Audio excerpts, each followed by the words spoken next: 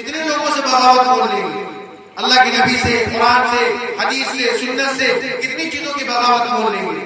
میرے بھائیوں، ان چیزوں کو بند کرنا چاہیے، ان چیزوں کو بجانے سے یا کرنے سے ہمارا کوئی فائدہ نہیں۔ آپ کو میں گانے بتاؤں، ایسے ایسے گانے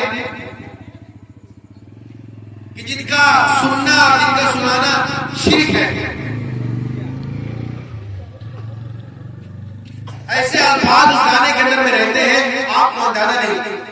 میں آپ کو ایک دو لفظ بتاؤں، آپ سنے ہوں گے، گانا بجتا ایمان ڈول جائے گا۔ میرے بھائیوں، ڈوب مرنے کا کام ہے۔ تو آئیے میرے دوستو، چونکہ بڑے کم وقت میں بڑی قیمتی پہ انہوں نے 21 منٹ کے اندر 21 برسوں کی باتیں آپ کی روشن مستقبل کو لے کر کے انہوں نے باتیں بتائی ہیں۔ انشاءاللہ ان کی تمام تر باتوں پر، ہر ہر لفظ پر تمام باشندگان احتیاط، میں کہہ لوں جن بھی حضرات کے کانوں میں باتیں گئی ہے، آواز سنی ہے، ان پہ عمل کرنے کی توفیق عطا فرمائیں۔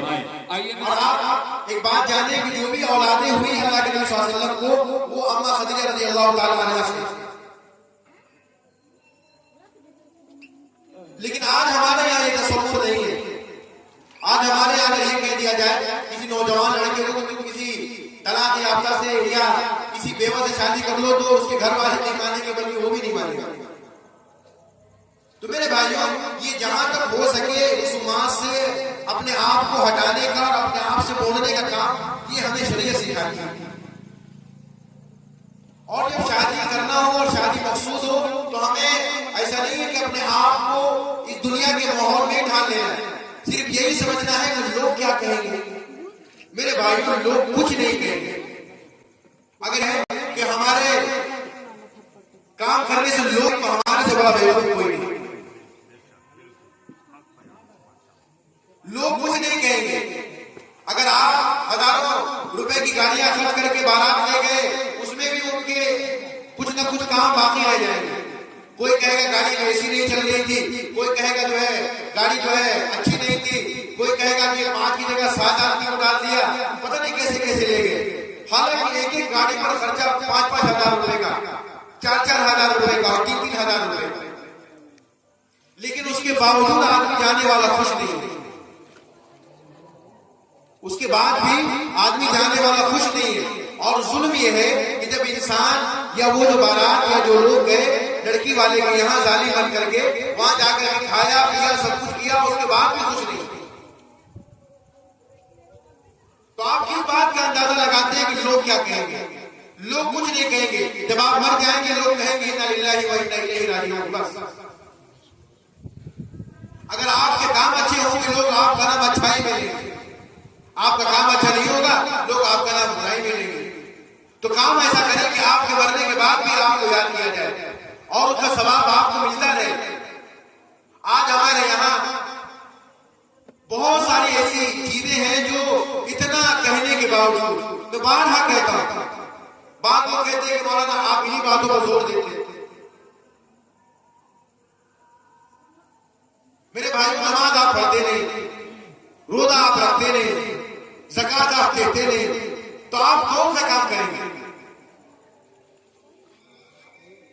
کوئی بھی ایسا عمل جو ہمیں ہماری شریعت سے ملاتی ہے اس کام کو ہم کرنا گوارا نہیں کرتے۔ اور اگر خدا نہ خواستہ کوئی کہنے والا کہتا ہے تو اس کے اوپر یہ انگلی اٹھاتے ہیں کہ فلاں صاحب اور بولتے ہیں۔ تو میرے بھائی یہ بولنا اور یہ کہنا، یہ جب تک ہم مریں گے نہیں تب تک چلتا رہے گا، اور یہ کہنا بھی ہوتا رہے گا اور سننا بھی آپ کو پڑتا رہے گا۔ یہ کہنے سے کام نہیں چلے گا کہ مولانا صاحب نے یہ کہہ دیا یا مولانا جمشید صاحب نے یہ کہہ دیا۔ آپ پوری زندگی، جب بھی ہم لوگ چھوٹے سے آج تک مولانا جمشید صاحب کی تقریر سنتے ہیں، کتنی بڑی بڑی باتیں اور کتنی قیمتی باتیں آپ لوگوں کو بتائیں گے اور سنائیں گے۔ وہ بوڑھے ہو گئے لیکن آپ کی سوچ نہیں بدلی اور آپ کا کام نہیں بدلا۔ تو میرے بھائیوں، ہمیں اس بات کا لحاظ رکھنا ہے کہ اگر ہمارے یہاں شادی ہے جس کا یہ مطلب ہرگز نہیں ہے کہ ہم اپنے طور پر آزاد ہیں۔ آج ہمارے یہاں ایک بڑی عجیب بات دیکھنے کو ملتی ہے، جہاں اس مجلس کی بھی بات بتا رہا ہوں میں آپ کو۔ یہی لاؤڈ اسپیکر کل تک خوب گانے سنا رہا تھا، بلکہ سننے میں آیا کہ آج بھی گانے سنا رہا ہے۔ میرے بھائیوں، یہ کیا ہے؟ ہم مجلس لگا دی یا فاتحہ خوانی کرا لی یا میلاد کرا لیا تو یہ گناہ مٹ جائے گا؟ میرے بھائیوں برائی نہیں مٹتی. برائی کو مٹانے کے لیے برائی سے توبہ کرنا پڑتا ہے. وہی کام ہم کریں اور اس کام کرنے کے بعد ہم سوچیں کہ کوئی اچھا کام کریں. اس کی ایک مثال دیتا ہوں میں. کوئی آدمی چوری کا مال مسجد میں لے جا کر کھائے تو کیا وہ چوری کا مال کھانا اس کے لیے حلال ہوگا؟ اس لیے کہ کھانے کی جگہ مسجد ہے. میرے بھائیوں چوری کا مال مسجد میں لے جا کر کے کھانے سے وہ کھانا حلال نہیں ہوگا، اندر وہ مال حلال ہو جائے گا. اسی طرح اگر کوئی آدمی غیر شرعی کام کرتا ہے اور اس کے بعد میں کوئی اچھا کام کرے کہ اس کام کرنے سے ہمارا یہ کام جو ہے صحیح ہو جائے گا، تو ہرگز صحیح نہیں ہوگا. میرے بھائیوں نجاست کو، گندگی کو آپ گندگی سے صاف نہیں کر سکتے. آپ اگر یہ چاہیں کہ کسی گندی چیز کو آپ گندگی سے صاف کر دیں، آپ نہیں کر سکتے. اس کے لیے آپ کو پاک چیز لگانی پڑے گی. تو میرے بھائیوں آپ کے یہاں، ہمارے یہاں اگر شادی ہوتی ہے تو اس کا یہ مطلب ہرگز نہیں ہے کہ ہم اس میں خوشی ایسی منائیں کہ جو شریعت اور ہماری سنت کو جو ہے توڑتی چلی جائے. ہم قرآن و حدیث کے باری بن جائیں، اللہ کے نبی صلی اللہ علیہ وسلم کے عمل کے باری بن جائیں. میرے بھائیوں بغاوت کا گناہ بہت بڑا ہوتا ہے. کتنے لوگوں سے بغاوت بول لیں گے؟ اللہ کے نبی سے، قرآن سے، حدیث سے، سنت سے کتنی چیزوں کی بغاوت بول لیں گے. میرے بھائیوں ان چیزوں کو بند کرنا چاہیے. ان چیزوں کو بجانے سے یا کرنے سے ہمارا کوئی فائدہ نہیں. آپ کو میں گانے بتاؤں گا، ایسے ایسے گانے کہ جن کا سننا اور جن کا سنانا شرک ہے. ایسے الفاظ اس گانے کے اندر میں رہتے ہیں آپ کو اندازہ نہیں. میں آپ کو ایک دو لفظ بتاؤں، آپ سنے ہوں گے. گانا بجتا ہے ایمان توڑ جائیں گے. میرے بھائیوں ڈوب مرنے کا کام ہے. ایک صاحب ایمان، وہ جو کلمہ پڑھنے والا مسلمان، محمد عربی صلی اللہ علیہ وسلم کا غلام، اور اس کا حال یہ ہے کہ گانا سنے تو کہیں ایمان ڈول جائے گا. میرے بھائیوں یہ بہت افسوس کا مقام ہے کہ ہماری ایمانی حالت اتنی کمزور ہے کہ ہم ایک معمولی گانا سن کر کے سمجھتے ہیں کہ ہمارا ایمان ڈول جائے گا. اگر واقعی آپ نے کلمہ پڑھا ہے، اگر واقعی آپ شریعت محمدی کے ماننے والے، سنتوں پر عمل کرنے والے، قرآن حدیث کے ماننے والے، تو ایمان نہیں ڈولے گا آپ کا. لیکن واقعی اگر آپ نے شیطان کی پیروی کی ہے، نبی کے باغی بنے ہیں، قرآن کے خلاف آپ نے کام کیا ہے، ہو سکتا ہے آپ کا ایمان ڈول جائے. کس منہ سے آپ اپنے آپ کو کہیں گے کہ ہم محمد عربی کے غلام ہیں؟ کس منہ سے لوگ آپ کی نماز جنازہ پڑھیں گے؟